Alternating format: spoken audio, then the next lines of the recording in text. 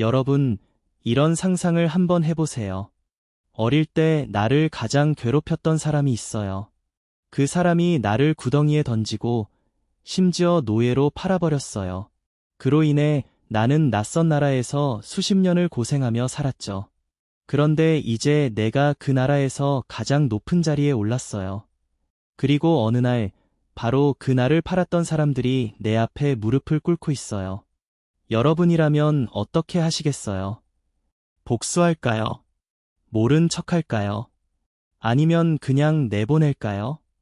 오늘 우리가 만날 주인공은 이 상황에서 정말 아무도 예상하지 못한 선택을 합니다. 그것도 눈물을 펑펑 쏟으면서요.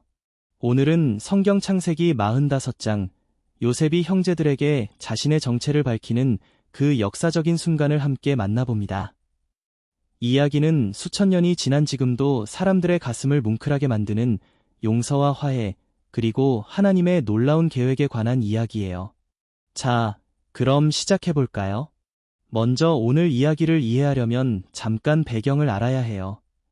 요셉은 야곱이라는 아버지와 라헬이라는 어머니 사이에서 태어난 아들이에요. 야곱에게는 아들이 12명이나 있었는데 그 중에서 요셉을 가장 특별하게 아꼈어요. 아버지가 요셉에게만 예쁜 채색 옷을 만들어줄 정도였죠. 그러니 형들이 얼마나 셈이 났겠어요. 결국 형들은 요셉을 미워한 나머지 구덩이에 던지고 이집트로 가는 상인들에게 은 20개를 받고 팔아버렸어요. 이집트의 노예로 팔려간 요셉은 갖은 고생을 다했어요. 억울하게 감옥에도 갇혔고요. 하지만 하나님이 함께 하셨기 때문에 요셉은 놀라운 능력을 갖게 됐어요. 바로 꿈을 해석하는 능력이었죠. 이 능력이 결국 이집트의 왕, 바로의 꿈을 해석하는 기회로 이어졌고 요셉은 이집트 전체에서 바로 다음으로 높은 총리 자리에까지 오르게 됩니다. 그리고 요셉이 해석한 꿈대로 이집트에 큰 흉년이 찾아왔어요. 먹을 것이 없어서 사람들이 고통받는 시대가 된 거예요. 이 흉년은 이집트뿐만 아니라 요셉의 고향 가나안 땅에도 닥쳤어요. 그래서 요셉의 형들이 먹을 것을 구하러 이집트로 내려왔고 바로 그 총리 앞에 무릎을 꿇게 됩니다. 그 총리가 자기들이 팔아버린 동생 요셉인 줄도 전혀 모른 채로요. 자, 이제 창세기 45장이 시작됩니다. 장면 첫 번째. 요셉이 드디어 정체를 밝히다. 형들이 이집트에 온 것이 이번이 두 번째였어요. 첫 번째 방문 때 요셉은 형들을 알아봤지만 모른 척했어요. 그리고 여러 가지 일들을 통해 형들의 마음을 시험했죠. 형들이 정말 변했는지, 과거의 잘못을 뉘우치고 있는지 확인하고 싶었던 거예요. 두 번째 방문에서 요셉은 아버지의 가장 사랑하는 막내 아들 베냐민도 데려오게 만들었어요.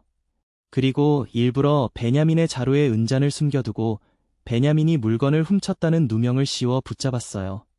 형들이 어떻게 반응하는지 보기 위해서였죠. 그런데 이때 형 유다가 앞으로 나서서 정말 감동적인 말을 해요. 베냐민 대신 제가 종이 되겠습니다. 저 아이 없이는 아버지가 슬픔으로 돌아가실 거예요. 유다가 동생을 위해 자기 목숨을 내놓겠다고 한 거예요. 바로 이 순간이었어요. 요셉이 더 이상 참을 수가 없었어요. 눈물이 터져 나왔습니다. 요셉은 곁에 있던 이집트 신하들을 모두 물러가게 했어요.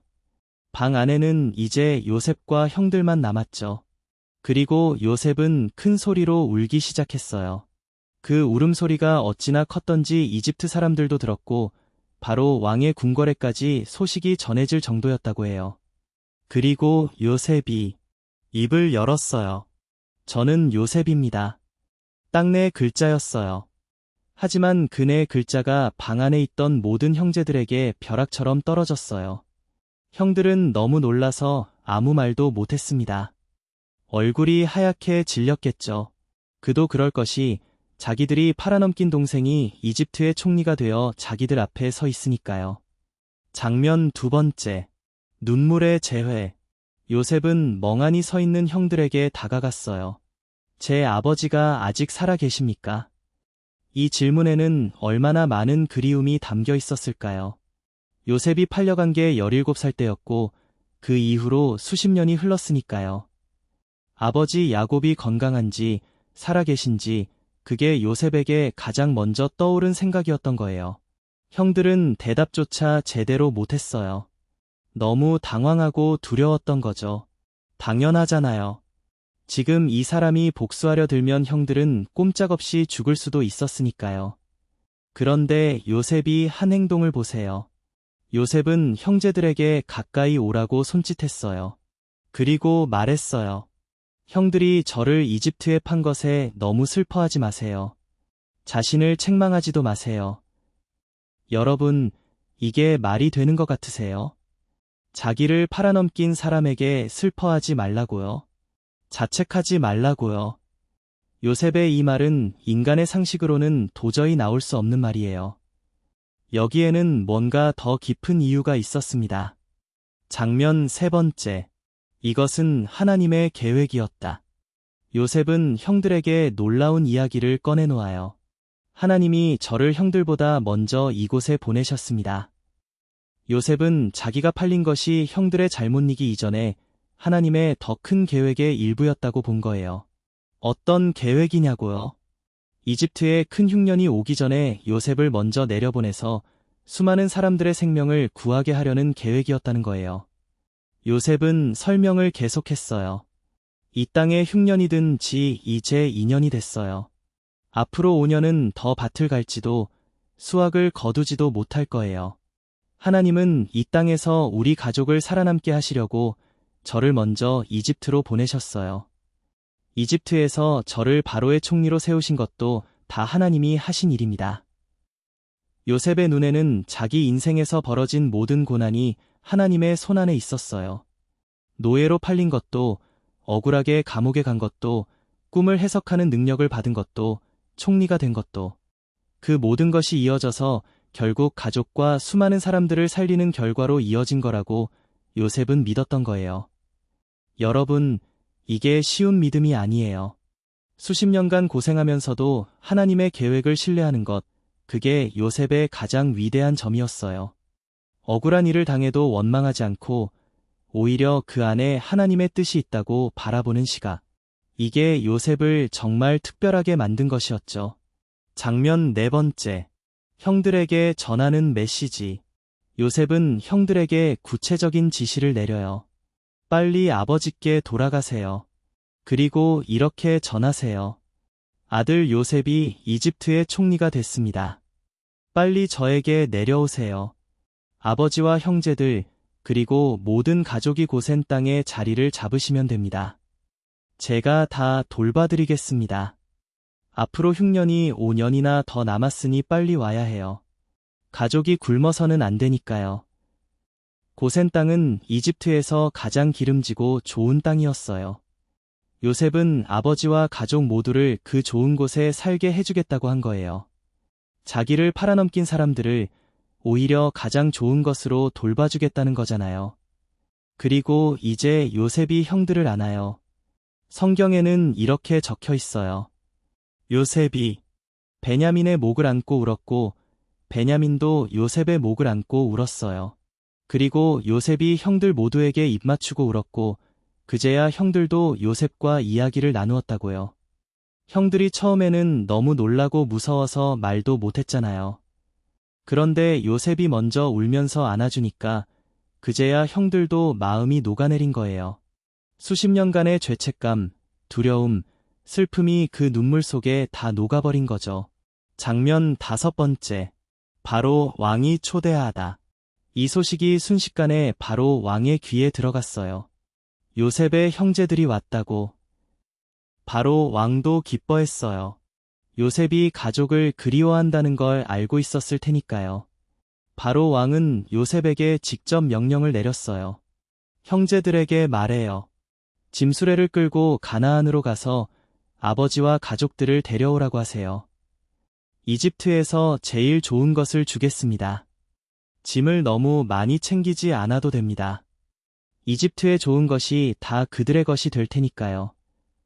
왕이 직접 이렇게 말했으니 형들이 얼마나 안심했을까요? 요셉이 복수하지 않을 것도 확실해졌고 오히려 이집트에서 가장 좋은 대우를 받게 된 거예요. 요셉은 형들에게 새 옷을 한 벌씩 나눠줬어요.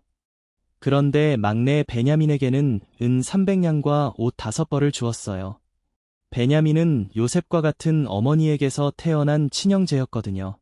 얼마나 오랫동안 보고 싶었을까요? 베냐민을 향한 요셉의 특별한 사랑이 느껴지는 부분이에요.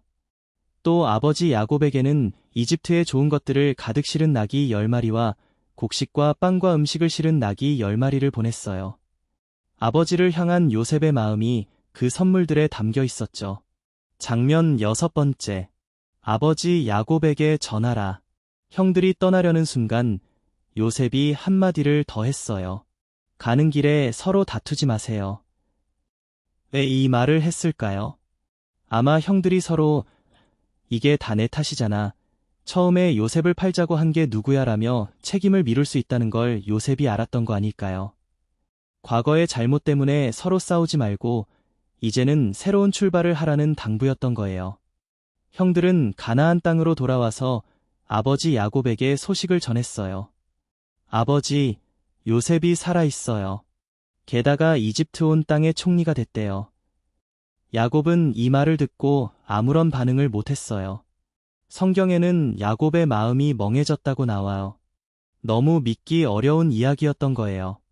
오래전에 요셉이 죽었다는 소식을 들었고 그 이후로 수십 년을 슬픔 속에 살았는데 갑자기 요셉이 살아있고 총리가 됐다니요. 하지만 형들이 요셉이 전해준 말들을 다 이야기하고 요셉이 보낸 짐수레들을 아버지가 직접 보게 되자 야곱의 영이 살아났어요. 성경 표현이 참 감동적이에요. 야곱의 영이 소생하였다. 수십 년간 꺼져 있던 마음의 불씨가 다시 살아난 거예요. 야곱이 말했어요. 충분하다.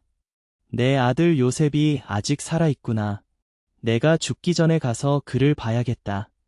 여러분, 이 한 문장에 야곱의 모든 감정이 담겨 있어요. 설명이 필요 없는 문장이에요. 그냥 이 한마디면 충분해요.